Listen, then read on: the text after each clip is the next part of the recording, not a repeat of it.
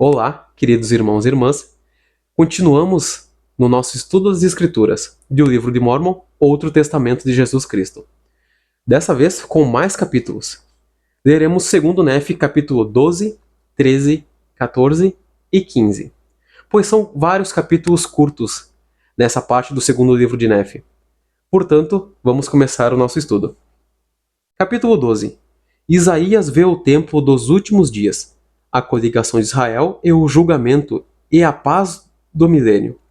Os orgulhosos e iníquos serão humilhados na segunda vinda. Comparar com Isaías 2, aproximadamente 559 a 545 a.C. A visão de Isaías, filho de Amós, a respeito de Judá e de Jerusalém.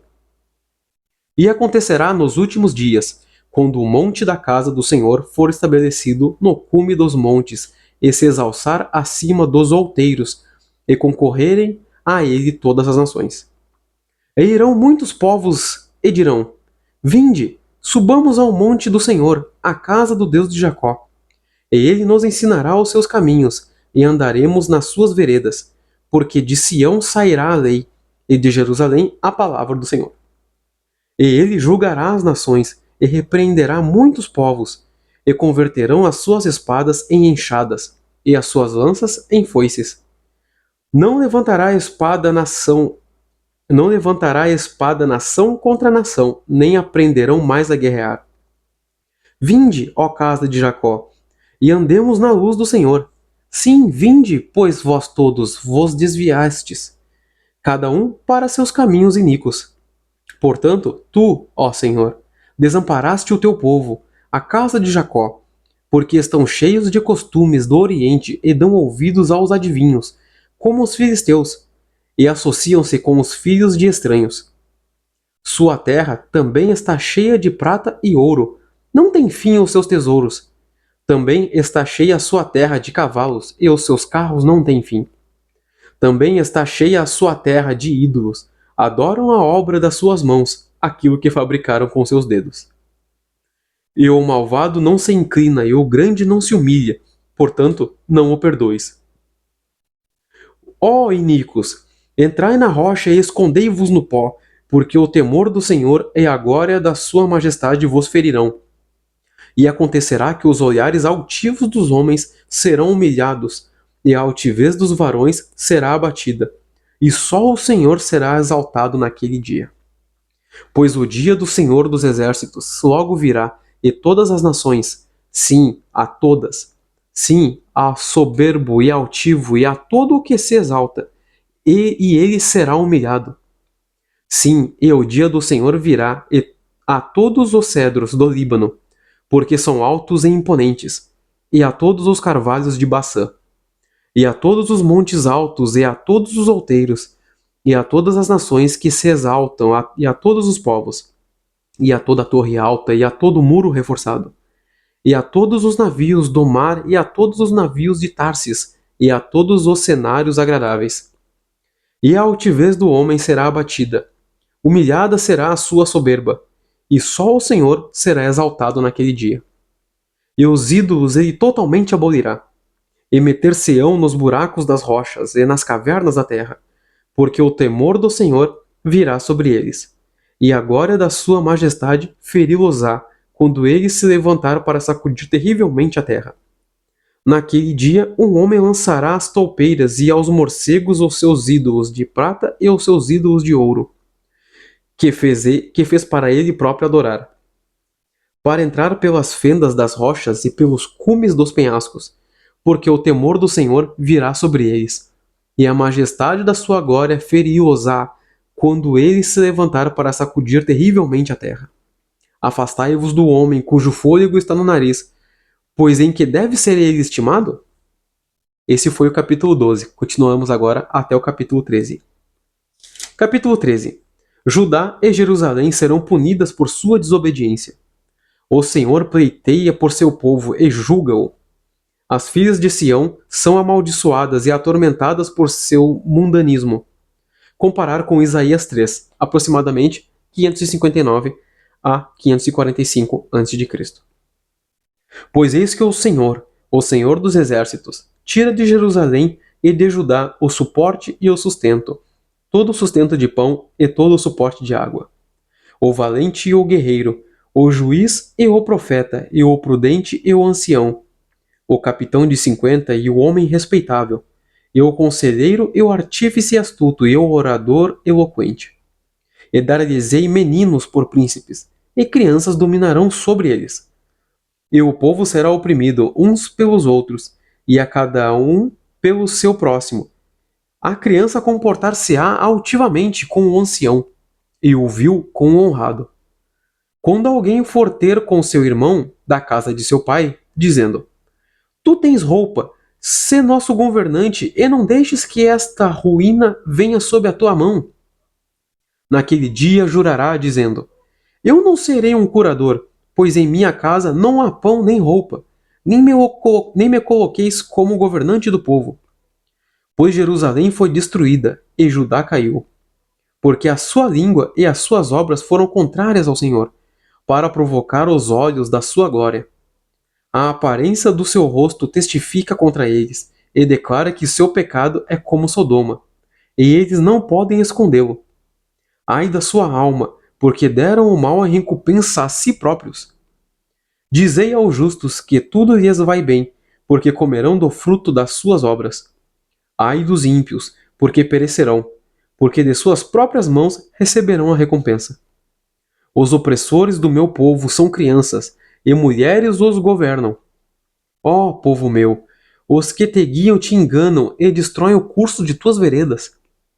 O Senhor levanta-se para pleitear e sai a julgar os povos. O Senhor entrará em juízo com os anciãos do seu povo e com os seus príncipes. Pois devorastes a vinha e o despojo do pobre em vossas casas. Que pretendeis? Afligis o meu povo e moeis as faces do pobre, diz o Senhor Deus dos exércitos. Diz ainda mais o Senhor: porque as filhas de Sião são altivas e andam com o pescoço erguido e têm olhares impudentes. Caminham com passos afetados e tilintando os pés, com os pés. E tilintando com os pés. Portanto, o Senhor ferirá com sarna o alto da cabeça das filhas de Sião, e o Senhor porá a descoberto as suas partes secretas. Naquele dia, tirará o Senhor a ostentação de seus tilintantes ornamentos, e as coifas e os adornos redondos como a lua, as correntes, os braceletes e os chales, os toucados e os enfeites das pernas, e os diademas e as caixinhas de perfume e os brincos, os anéis e as joias do nariz, os vestidos de festa e os mantos e as toucas e os grampos de encrespar, os espelhos e o linho fino e os capuzes e os véus. E acontecerá que em lugar de perfume haverá mau cheiro, e em lugar de cinto, uma rotura, e em lugar de cabelos bem penteados, calvície, e em lugar de corpete, um envoltório de saco, queimadura em lugar de formosura. Teus varões cairão sob a espada e teus valentes na guerra. E as suas portas lamentarão e prantearão, e ela se assentará no chão desolada. Este foi o capítulo 13. Vamos prosseguir ao capítulo 14. Capítulo 14. Sião e suas filhas redimidas e purificadas no dia do milênio. Comparar com Isaías 4, aproximadamente 559 a 545 a.C. E naquele dia 7 mulheres lançarão mão de um homem, dizendo: Nós comeremos nosso próprio pão e vestir-nos-emos com nossos próprios vestidos. Então somente queremos ser chamadas pelo teu nome, para desfazer o nosso opróbrio. Naquele dia o ramo do Senhor será belo e glorioso, o fruto da terra será excelente e formoso para os que escaparem de Israel. E acontecerá que aqueles que ficarem em Sião e os que permanecerem em Jerusalém serão chamados santos. Todos os que estiverem inscritos entre os vivos em Jerusalém. Quando o Senhor tiver lavado a imundície das filhas de Sião e limpado o sangue de Jerusalém do meio dela, com o espírito de justiça e com o espírito de ardor, e criará o Senhor sobre toda a habitação do monte Sião, e sobre as suas congregações, uma nuvem e uma fumaça de dia, e o resplendor de um fogo chamejante à noite. porque sobre toda a glória de Sião haverá uma defesa. E haverá um tabernáculo por sombra contra o calor do dia e por refúgio e esconderijo contra a tempestade e a chuva. Este foi o capítulo 14. Prossigamos até o capítulo 15. Capítulo 15. A vinha do Senhor Israel tornar-se-á desolada, e seu povo será disperso. Aflições virão sobre eles em sua apostasia e dispersão. O Senhor levantará um estandarte e coligará Israel. Comparar com Isaías 5. Aproximadamente 559 a 545 a.C. E então cantarei ao meu bem-amado o cântico do meu amado a respeito da sua vinha. O meu bem-amado tem uma vinha num outeiro muito fértil. E cercou-a e limpou-a das pedras, e nela plantou excelente videira.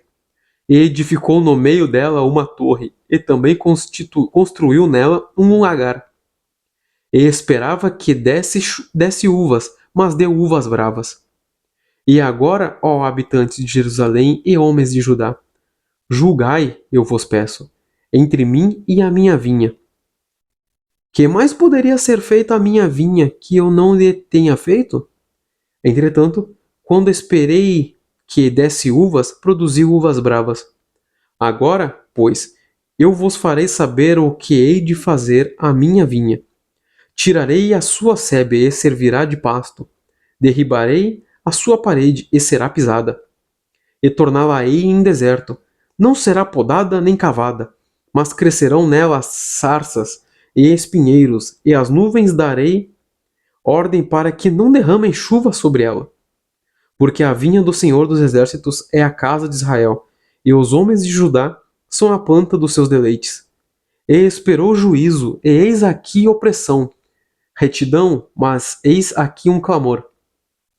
Ai dos que ajuntam a casa, ai dos que ajuntam casa a casa, até que não possam haver nenhum lugar para ficarem sozinhos no meio da terra. Aos meus ouvidos disse o Senhor dos Exércitos: em verdade, muitas casas ficarão desertas, e grandes e belas cidades sem moradores. Sim, 10 acres de vinha darão um bato, e um homer de semente dará um efa. Ai dos que se levantam pela manhã para procurar bebida forte, e continuam até a noite, e o vinho os inflama. E a harpa, e o alaúde, o tamboril e pífaro, e vinho há nos seus banquetes. Mas eles não olham para o trabalho do Senhor, nem consideram as obras das suas mãos. Portanto, o meu povo foi levado para o cativeiro por falta de conhecimento, e os seus nobres estão famintos, e a sua multidão está com sede. Por isso o enfermo alargou-se e abriu a boca desmesuradamente, e a sua glória deles e a sua multidão, e a sua pompa e os que se deleitam a ele baixarão. Então o plebeu será abatido, e o poderoso será humilhado, e os olhos dos altivos serão humilhados, mas o Senhor dos Exércitos será exaltado em juízo, e Deus, que é santo, será santificado em retidão. Então os cordeiros pastarão segundo o seu costume, e os lugares desolados dos gordos comê-los-ão os estranhos.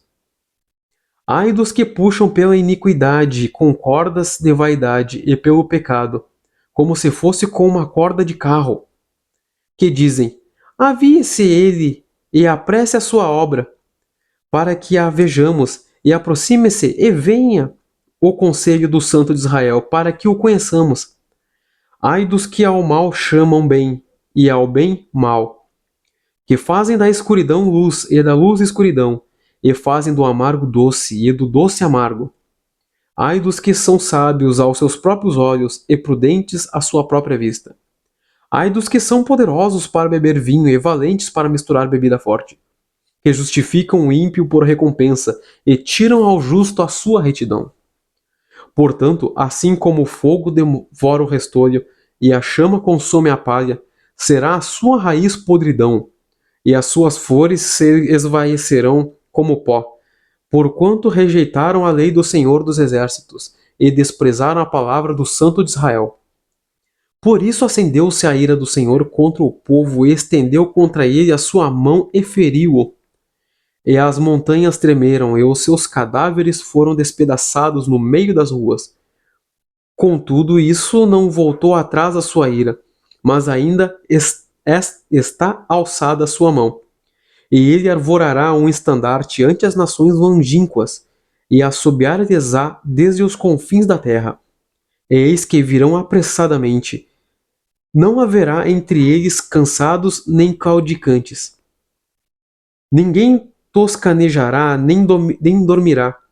Não se lhe desatará o cinto de seus lombos, nem se lhe quebrará a correia dos seus sapatos. E as suas flechas serão agudas, e todos os seus arcos retesados. E os cascos dos seus cavalos serão contados como pederneira, e as suas rodas como redemoinho.